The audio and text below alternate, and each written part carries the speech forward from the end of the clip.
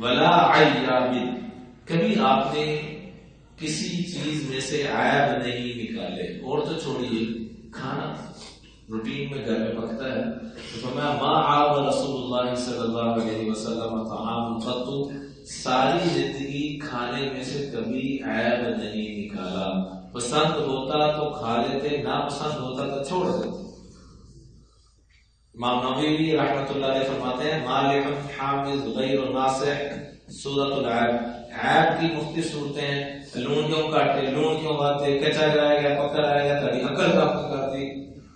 ایسے جملے مت بولیں، بلکہ ایک بڑا عجیب واقعہ تاریخ میں ملتا ہے کہ ایک اللہ والے گھر میں بڑے عرصے کے بعد فقر و فاقے کی کیفیت آ رہی تھی، تو گھر میں گوشت آیا کافی عرصے کے بعد.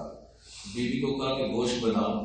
گوشت بنایا تو اس میں غلطی سے نمک زیادہ ہو گیا. کھانے کے لیے بیٹھے اس کو کچھ نہیں کہا، چپ کر کے کھاتے رہے. اور دل میں کیا کہتے ہیں، اے اللہ میں تیری بندی کو تیری رضا کے لیے معاف کرتا ہوں. کیا کہا ہے اللہ، میں تیری بندی کو تیری رضا کے لیے کیا کرتا ہوں، معاف کرتا ہوں. اس کے بدلے میں تو مجھے معاف کر دینا.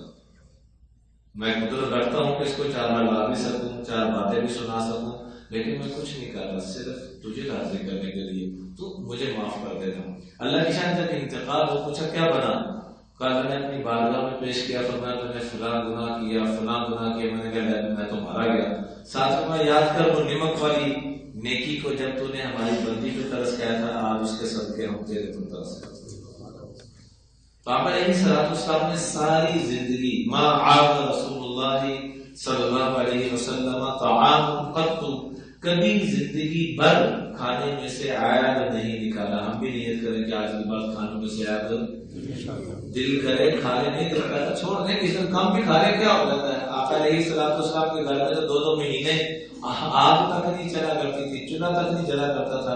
ہم اگر ایک ٹائم کا نہیں بھی کھائیں گے تو کون سی آفت آ جائے گی. ویسے بھی 15 کلو 20 کلو چربی ہماری بڑی ہوئی ہے جو تباہی ہے دلی.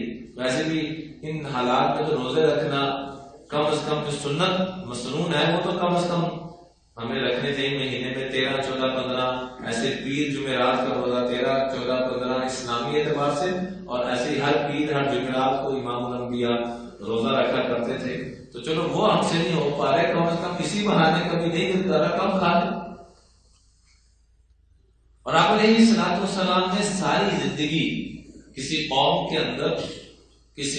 کے اندر یہ دیکھتے کہ کوئی عیب ہے یا کوئی غلط بات کہہ رہا ہے تو یہ نہیں فرماتے کہ فلاں قبیلے والوں نے یہ کیا ہے، یا فلاں محلے والوں نے یہ کیا ہے، یا فلاں محترم نے یا فلاں موصوف نے یہ کہ نہیں. بات فرماتے ما بال اقوام یفعلون کذا وکذا، ما بال اقوام یقولون کذا وکذا.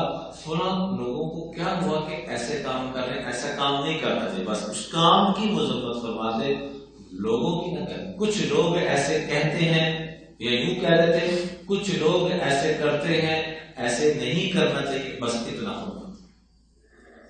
ساری زندگی آقا کریم علیہ الصلوۃ والسلام نے نہ کسی کھانے میں عیب نہ کسی ذات میں عیب.